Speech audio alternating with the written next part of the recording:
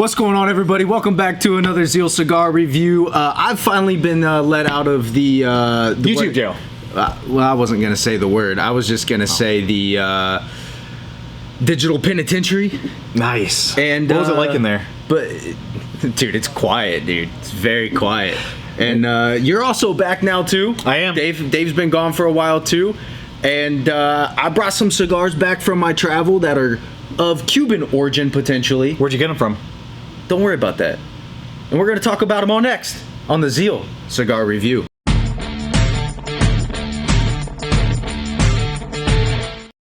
What are you holding? What Cuban cigar are you holding in your hand here? This is the Magnum 54 from... It's an actual H. Uppmann, actually. H. Uppmann. Unfortunately, the bands had to disappear because those did not... those were not purchased and brought in anywhere. It was legal where it was bought. I don't know what you're talking about. And then I'm going to be smoking something from Sancho Panza, which is an exclusive cigar that was made for Greece and Cyprus.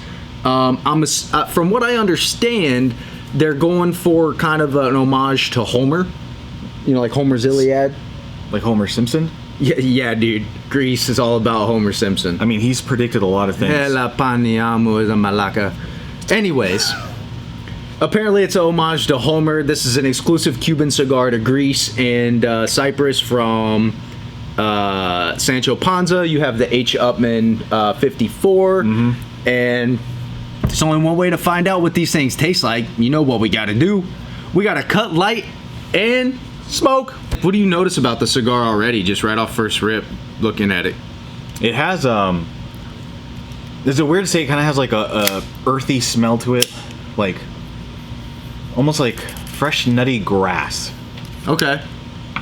Mine's a little lighter than that, a little bit more earthy, though. Okay. How about the dry draw? Yeah, now you pick up more on that earthiness.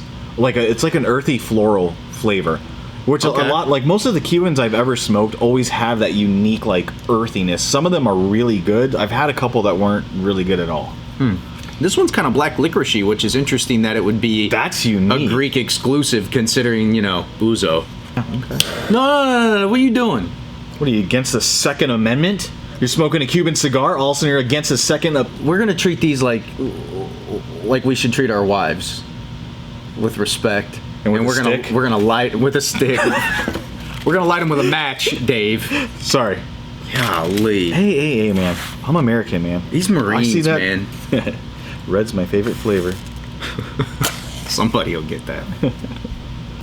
Ooh, that is nice. That has I know the flavor. It's like a fresh pecan. Like an unsalted pecan when you open it and then like you toss it in your mouth, like that oiliness that you get from it with earthiness. Just a nice fresh earthy nut. Yes.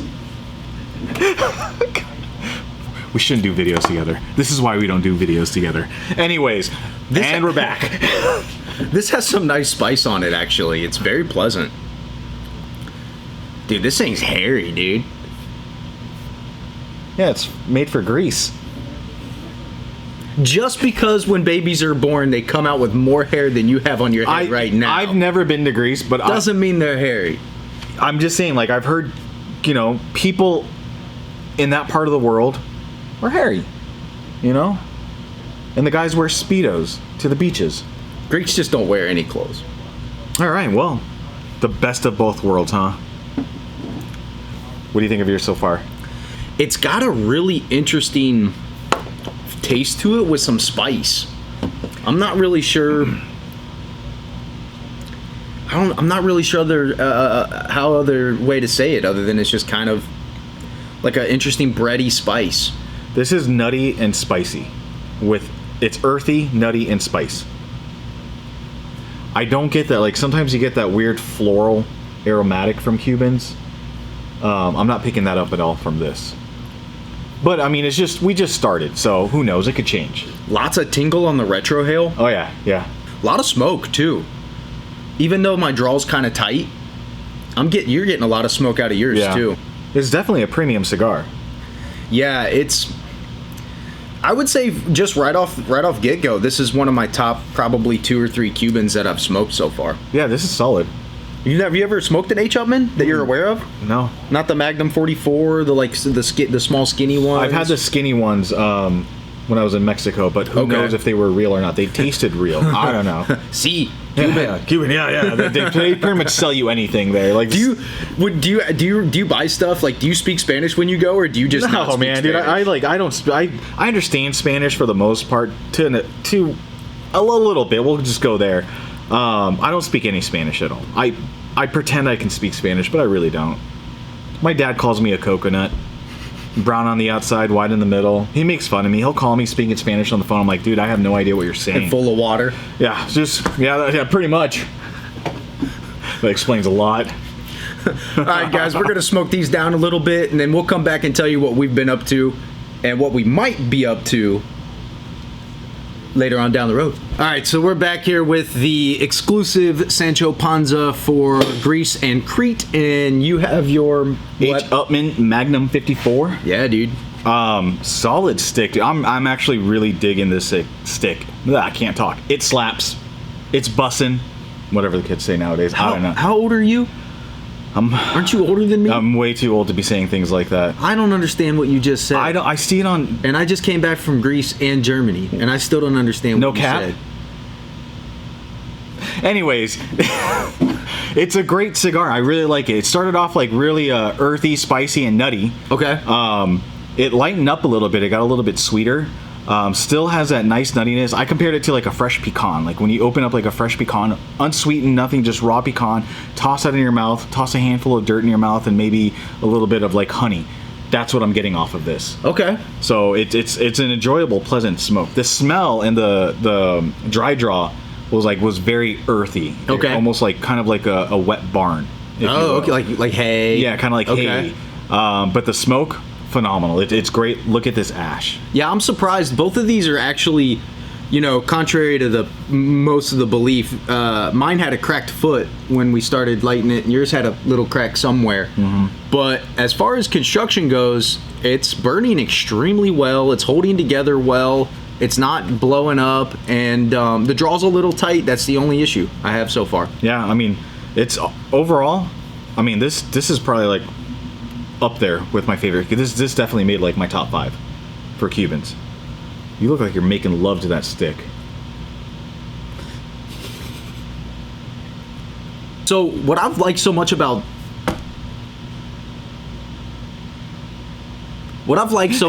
this cigar is it's actually transitioned quite a bit. And I've noticed with some Cubans when I've smoked them, they pretty much stay a lot the same pretty much throughout the whole cigar. Yeah, they're consistent. But this has got some nice tingly spice, some creaminess, a little bit of like some leather, some wood come through. Definitely, it's still not my favorite Cuban. My favorite was still probably the Joya de Monterrey. I think it was a Maduro. What was it? I don't remember. Oh, the Epicure. It was an Epicure Maduro. Okay. Number 2 Maduro, I think, is what it was. That was really... I've never even seen a Maduro Cuban before. That was the first time. Look how solid that ash is. Yeah, dude. Picked it right up. They're holding. But yeah, this is... Dude, yours is starting to smell floral. Yeah, it's starting... It's changed. Yeah, it's starting to smell... Yeah, you're starting to get that smell now. Yeah, it's a good stick. Yes, Dave, it is. Right across. What was the most interesting thing that happened to you there? That happened to me there? Yeah. Most interesting thing. Honestly, this is gonna sound really cheesy, but like the most interesting thing that happened to me while I was there is number 1, they almost wouldn't rent me a scooter. They would only let me rent a 50cc scooter. And I'm like, I have my motorcycle license, showing him a picture of my Harley, and this is my own uncle. Like, he's literally, or like cousin, his name's Yorgo George, he's on the PSO, and he's related to my stepdad. Okay. So like, he's kind of family. And he's like, oh yeah, I can't do it. No. I'm like, what do you mean? He's like, I could give you the small one or a 4-wheeler. 4-wheeler's more CCs than the both of them things. But apparently in Europe, you have to have a special scooter license, and for whatever reason... whatever was on my driver's license, he was not okay renting me the bigger scooter. What's on your driver's license? I don't know, dude. So I actually had to go to another guy because they didn't have any of the smaller scooters or four-wheelers available from my uncle. So I had to go to another guy who actually had a scooter available. And we chopped it up for a couple minutes, you know, said some things in Greek, and then the dude just handed me a key to a scooter and said, see you in 3 days. Nice. So, you know, we drove around on the scooter. Dude, everybody thought I was Greek. You kind of look Greek. So, like, and I speak a little bit. So, like, I would respond and say things that normal tourists probably wouldn't say, and I enunciate them really good. Like, thank you in Greek is efarasto. Right.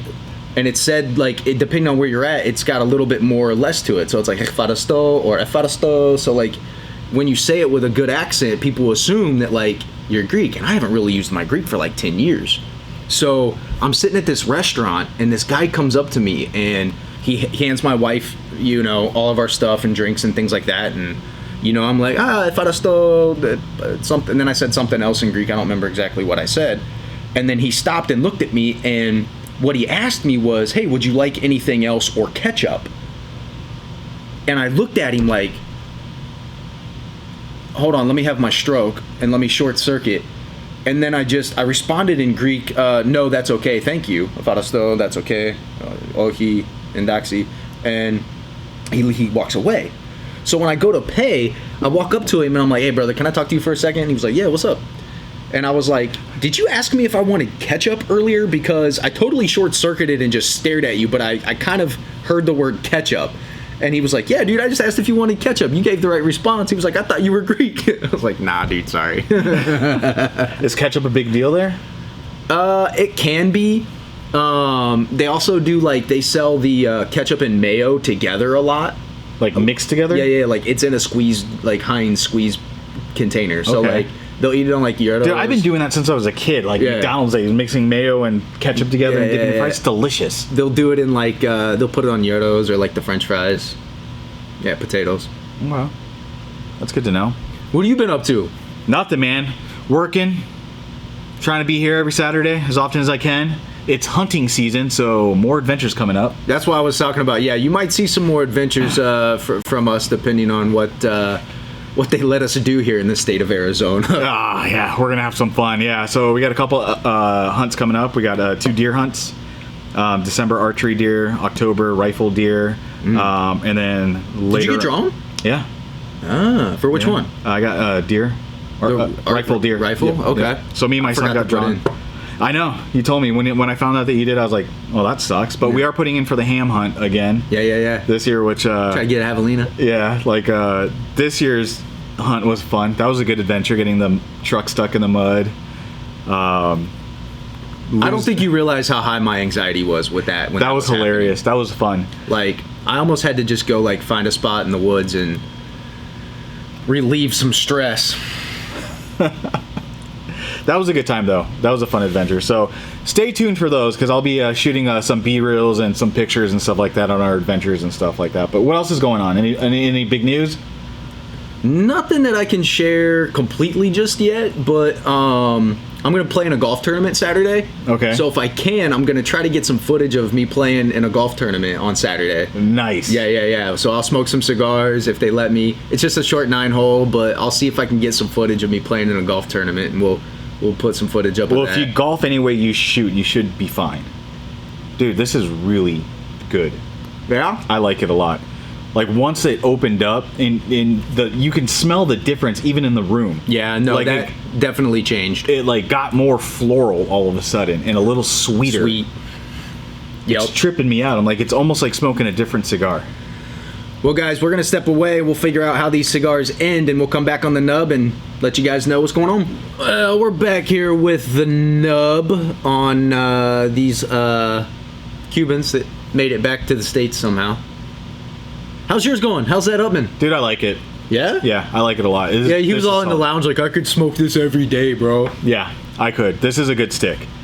If I could get my hands on them if they were affordable, yeah, I'd be smoking this like every day. I usually smoke like a minimum of 1 stick a day. Most of the time I smoke 2 sticks a day. Yeah, I'm actually really impressed with the amount of transition that this one had as you smoke through it. Yeah.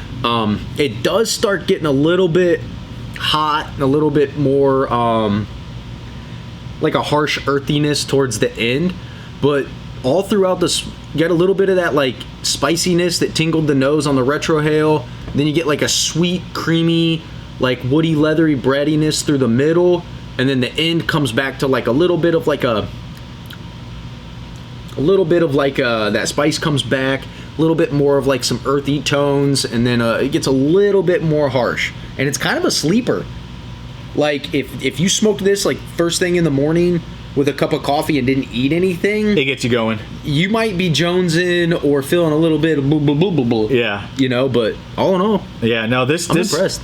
This is solid. It started off like very nutty, very earthy, with nice subtle pepper notes. It filled the sinuses, kind of left them tingling, which I love. That's my favorite thing about a cigar when I know I'm going to like it.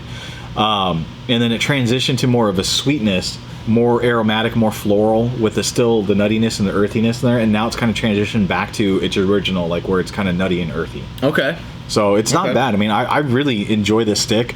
I know I like a stick is when it comes to the end and I know I'm going to miss it. I kind of don't want it to be over. And I'm sitting there, I'm like, I'm going to miss this cigar. And I know I'm not going to probably smoke one of these for a while. Okay.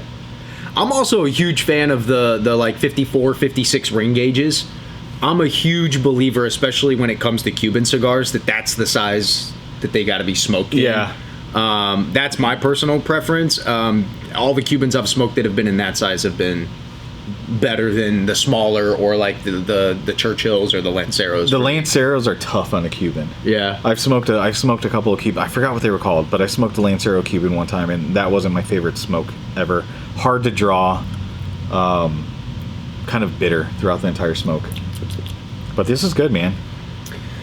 Well, you know, with that, guys, a lot of stuff coming up. Sorry we've been gone for a while. Hopefully, we'll get some hiking videos of us doing some hikes around the Phoenix area. Maybe some nice mountains. Maybe some rural areas. Maybe some Bigfoot. It's fall right now, and today was 109 degrees. So? In fall. 70. It's like 72 in the morning. We just get up early. Are you crying? There's no crying in baseball, Dave! The heat is brutal. That, guys, we're out of here like last year. Peace.